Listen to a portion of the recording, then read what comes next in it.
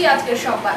ভোটের সময় খড়গপুর শহরের একটি মামলায় হাজিরা দিতে খড়গপুর মহকুমা আদালতে হাজির হন বিজেপির রাজ্য সাধারণ সম্পাদিকা অগ্নিমিত্রা পল।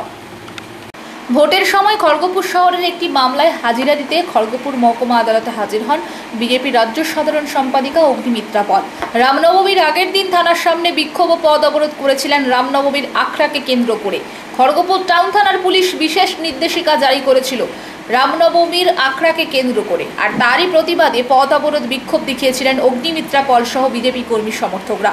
তাতেই একটি কেস রুজু হয়েছিল, আর সেই কেসেই হাজিরা দিয়ে জামিন নিলেন বিজেপির সাধারণ সম্পাদিকা অগ্নিমিত্রা পল। জামিন নিয়ে বেরিয়ে টিভি9 বাংলার মুখোমুখি হয়ে তিনি জানান, মমতার সরকার শুধু কেস দিতেই জানে, আর সেই কেসেই জামিন নিতে কোর্টে হাজিরা দিতে এসেছিলেন তিনি। তার বক্তব্য, যা কেস দেওয়ার দিয়ে দিন, 2026-এ বিজেপির সরকার আসবে এ রাজ্যে। কথা বলতে গিয়ে রাজ্য সরকারকে তুলোধনা করেন তিনি।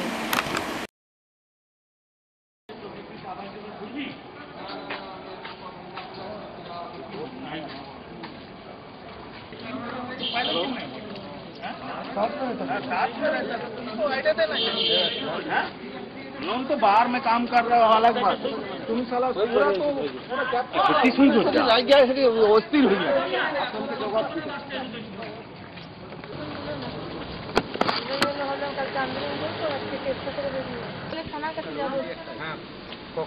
এখন যাচ্ছি আমি দাঁতন থেকে ফেরার পথে।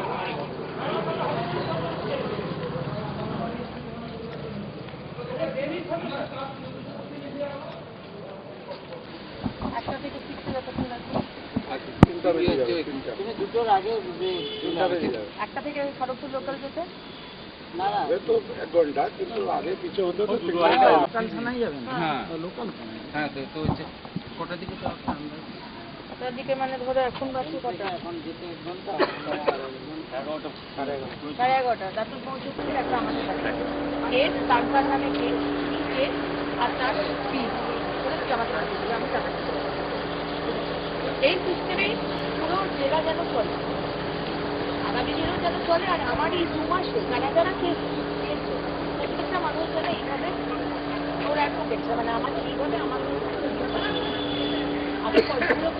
আমার দায়িত্ব সেটা করতে পারি।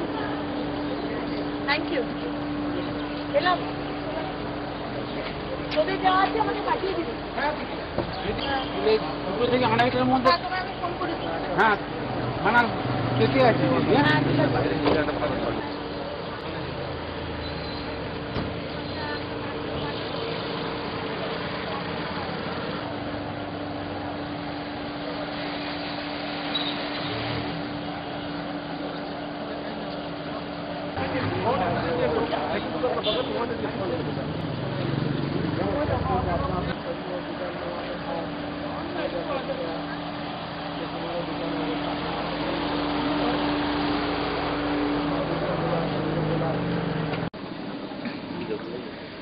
মমতা ব্যানার্জির আশীর্বাদে এটাই তো আমরা পেয়েছি। ভারতীয় জনতা পার্টি যারা করবে তারা প্রতি সপ্তাহে কোনো না কোনো কোর্টে তাদেরকে হাজিরা দিতে হবে, এবং আজকে আমাকে এখানে আসতে হয়েছে খড়গপুর সদরের আদালতে।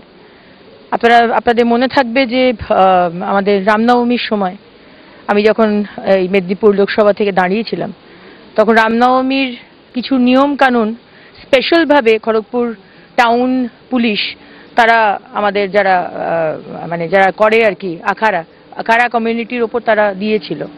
4টের বেশি গাড়ি করা যাবে না, 9টার মধ্যে প্রোগ্রাম শেষ করতে হবে, অস্ত্র যেটা বোর্ডে সাজানো থাকে গাড়ির মধ্যে সেগুলো দেখানো যাবে না, এরকম প্রচুর আলাদা করে নিয়ম করেছিল। সেটার প্রতিবাদে আমরা রাস্তা অবরোধ করেছিলাম।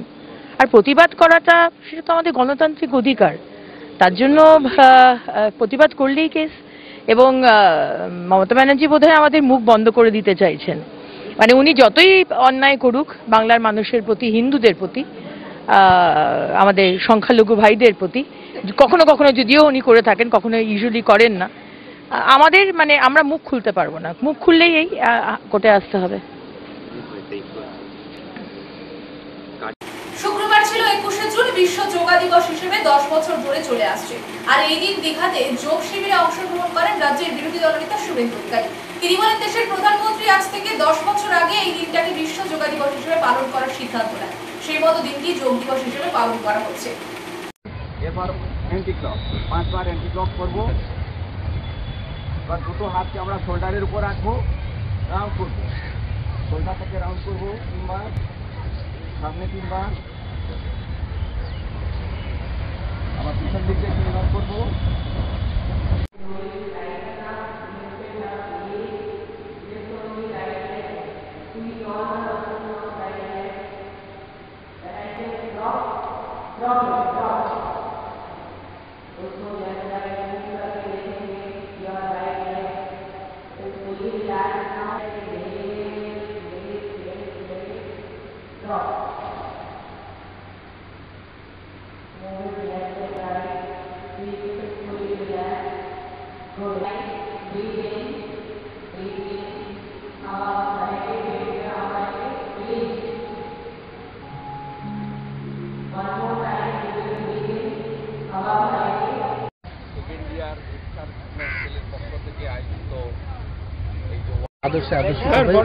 সচেতন মানুষজন তারা সবচেয়ে বড় কথা হচ্ছে এই যোগা দিবসকে গোটা পৃথিবী ফলো করছে এবং আজকে 200-র বেশি দেশে পার্টিসিপেশন হচ্ছে এবং আজকে নতুন নয়, কয়েক বছর ধরে হচ্ছে।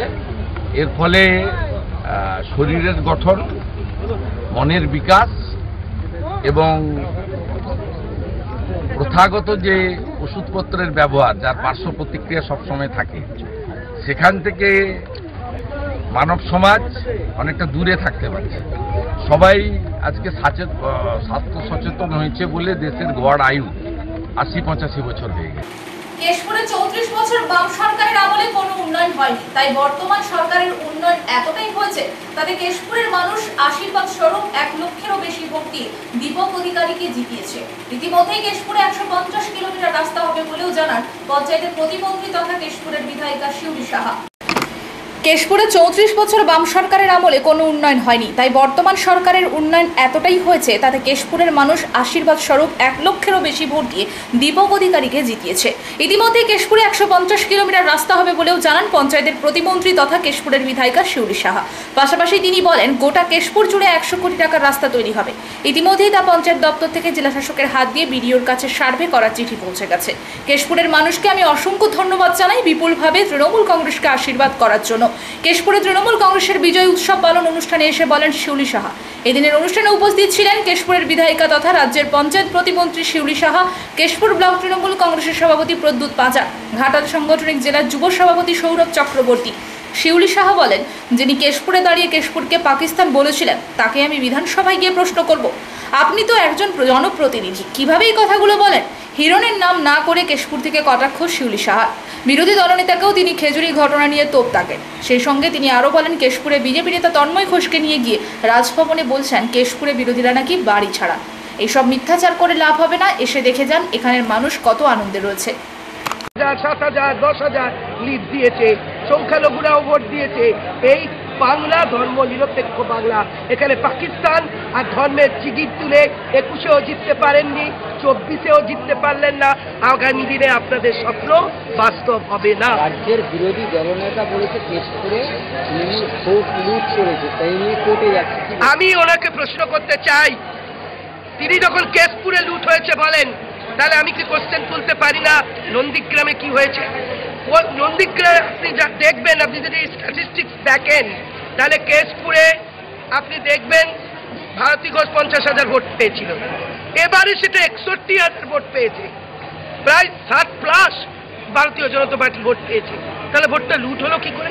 আপনার ওয়েব ক্যামেরা ছিল, আপনি কি নির্বাচন কমিশনের উপরে, ভারতবর্ষের নির্বাচন কমিশন, তিনি সেই নির্বাচন কমিশনের এলাকার প্রান্তিক মৎস্য চাষীদের আর্থিক উন্নতি ঘটাতেও মাছ চাষের সম্প্রসারণ করতে চারাপোনা মাছ বিতরণ করল পশ্চিমবঙ্গ সরকারের মৎস্য দপ্তর। এলাকার প্রান্তিক মৎস্য চাষীদের আর্থিক উন্নতি ঘটাতে ও মাছ চাষের সম্প্রসারণের করতে চারাপোনা মাছ বিতরণ করল পশ্চিমবঙ্গ সরকারের মৎস্য দপ্তর। শুক্রবার পশ্চিম মেদিনীপুর জেলার নারায়ণগড়ে পঞ্চায়েত সমিতির মৎস্য দপ্তরের সহযোগিতায় নারায়ণগড় এলাকার প্রায় 10 জন মাছ চাষির হাতে এই চারাপোনা মাছ তুলে দেওয়া হয়।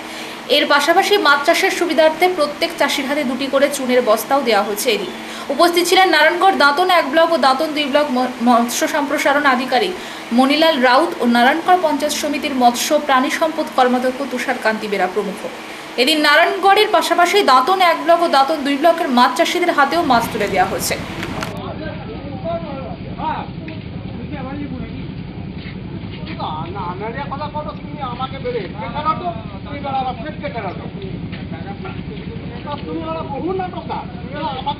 তরফ থেকে আজকে তো এই চারা মাছ নারায়ণগড় পঞ্চায়েত সমিতি মৎস্য প্রাণী সম্পদ দপ্তর থেকে বেনিফিশিয়ারিদের হাতে চারা মাছ আজকে দেওয়া হয়েছে।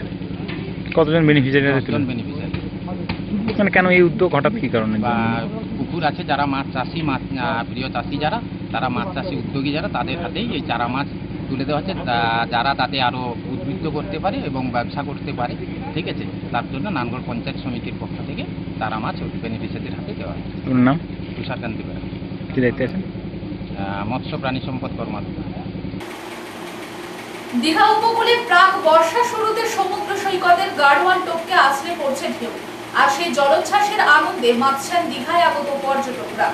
প্রাক বর্ষা শুরুতে সমুদ্র সৈকতের গাড়োয়াল টোপকে আছড়ে পড়ছে ঢেউ, আর সেই জলোচ্ছ্বাসের আনন্দে মাতছেন দীঘায় আগত পর্যটকরা। প্রসঙ্গত দীর্ঘ তীব্র গরমের দহন জ্বালা মিটিয়ে অবশেষে শান্তির বৃষ্টি শুরু হয়েছে দক্ষিণবঙ্গ জুড়ে। উপকূলবর্তী সমুদ্র সৈকতে দীঘা, মন্দারমণি, তাজপুর, শঙ্করপুরে গত বৃহস্পতিবার থেকে শুরু হয়েছে প্রাক বর্ষা। শুক্রবার সকাল থেকেই ঝিরঝিরে বৃষ্টিতে উত্তাল হয়েছে সমুদ্র। দীঘায় আগত পর্যটকরা একদিকে গরম থেকে যেমন স্বস্তি পেয়েছেন, তেমনি সমুদ্রের এমন উত্তাল রূপ দেখেও খুশি পর্যটকরা। আলিপুর আবহাওয়া দপ্তরের পূর্বাভাস অনুযায়ী এদিন সারাদিন চলবে বৃষ্টি। উত্তরবঙ্গে প্রবল বৃষ্টিপাত হলেও দক্ষিণবঙ্গ দীর্ঘদিন ধরেই গরমে দহন জ্বালা চলছিল। অবশেষে সেই গরম থেকে স্বস্তি মিলেছে। সমুদ্র উত্তাল থাকার দরুন সমুদ্র স্নানে সকালে বাধা থাকলেও পরবর্তী সময়ে আবহাওয়া উন্নতি হলে সমুদ্র স্নানে মেতে উঠবেন পর্যটকরা। দীঘা পুলিশ প্রশাসন ও নুলিয়াদের তরফ থেকে বাড়তি নজরদারি চালানো হচ্ছে এদিন।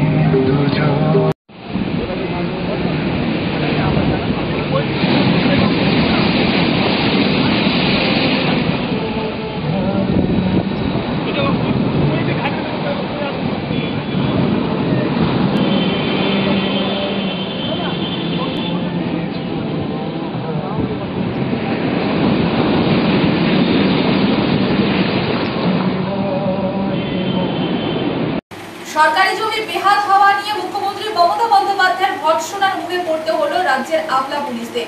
পাশাপাশি পুর ও নগরোন্নয়ন দপ্তরের কাজ নিয়েও বিরক্তি প্রকাশ করেছেন মুখ্যমন্ত্রী মমতা বন্দ্যোপাধ্যায়। সরকারি জমি বেহাত হওয়া নিয়ে মুখ্যমন্ত্রী মমতা বন্দ্যোপাধ্যায়ের ভৎসনার মুখে পড়তে হলো রাজ্যের আমলা পুলিশদের। পাশাপাশি পুর ও নগরোন্নয়ন দপ্তরের কাজ নিয়েও বিরক্তি প্রকাশ করেছেন মুখ্যমন্ত্রী মমতা বন্দ্যোপাধ্যায়। বৃহস্পতিবার নবান্নের সমস্ত পুর নিগমের মেয়র, সমস্ত দপ্তরের সচিব, অতিরিক্ত সচিব, জেলাশাসক এবং পুলিশ কর্তাদের বৈঠক ডেকেছিলেন মুখ্যমন্ত্রী। নবান্ন সূত্রের খবর, ভূমি দপ্তরের কর্তাদের উপর ক্ষোভ প্রকাশ করেছেন মুখ্যমন্ত্রী। প্রশ্ন তুলেছেন, কিভাবে সরকারি জমি বেহাত হয়ে যাচ্ছে, পুলিশ কেন বিষয়টি দেখছে না, সেই প্রশ্ন বৈঠকে তোলা হয়েছে বলে খবর। গত বৃহস্পতিবারের পর শুক্রবার পূর্ব মেদিনীপুর জেলায় দেখা গেল অন্য ছবি। সকাল হতেই দেখা যায় জেলা শাসকের দপ্তরের আশেপাশে যে সমস্ত অস্থায়ী দোকান রয়েছে সমস্ত দোকান সরিয়ে নিচ্ছেন দোকানদারেরা। অস্থায়ী দোকানদারেরা জানান, তারা প্রায় 3.5 বছর ধরে এই জেলা শাসকের দপ্তরের পাশে অস্থায়ী দোকান করে জীবিকা নির্বাহ করছেন, কিন্তু জেলা শাসক নির্দেশ দিয়েছেন এই অস্থায়ী দোকান রাখা যাবে না। তাই দোকানদারেরা ঐক্যবদ্ধ হয়ে জেলা শাসকের সঙ্গে দেখা করবেন, এমনটাই জানান দোকানদারেরা। এ বিষয়ে অতিরিক্ত জেলা শাসক বলেন, দ্রুত দোকানঘর সরিয়ে না নিলে প্রশাসনিকভাবে ব্যবস্থা নেওয়া হবে। এখন দেখার বিষয় এই অস্থায়ী দোকান জেলা চত্বরে থাকে কিনা।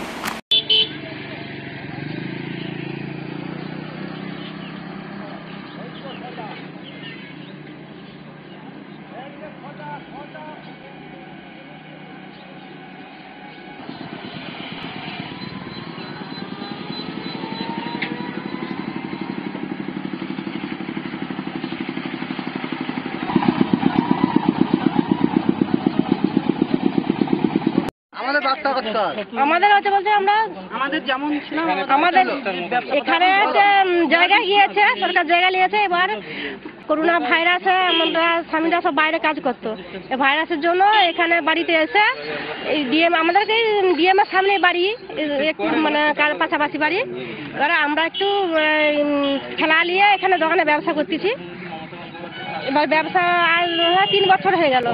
আর মিডল একবার ভেঙেছিল, এবার ডিএম স্যার বলেছে যে তোমরা ব্যবসা করো, এখানে ছাউনি করা যাবে না, ঠেলা নিয়ে এসো, রোজ আসো রোজ চলে যাও, আর বেশি মানে টাইমের মধ্যে তোমরা অফিস টাইমের মধ্যে ব্যবসা করো। এবার আমরা কি করতে হবে, এবার এটা পরশুদিন ভাঙতে বলেছে, বলছে কালকে বলতেছে, এবার বলে তোমরা অ্যানাউন্স করে দিয়ে গেছে যে রাত্রের মধ্যে ভাঙো। এবার কালকে রাত্রে আমরা বৃষ্টি হওয়ার জন্য ভাঙতে পারিনি, আজকে সকাল থেকে ভাঙা আরম্ভ করছি। এবার আমরা ডিএম স্যারের কাছে গেছিলাম, ডিএম স্যারের সাথে যা দেখা হয়নি, আমরা এডিএম এর সঙ্গে দেখা করছি নাকি, হ্যাঁ তা টিএম এর সঙ্গে বলতেছে যে তোমাদেরকে না বলিনি, তোমরা ব্যবসা করো, যে রোজ ঠেলা নিয়ে আসো, ঠেলা নিয়ে চলে যাও।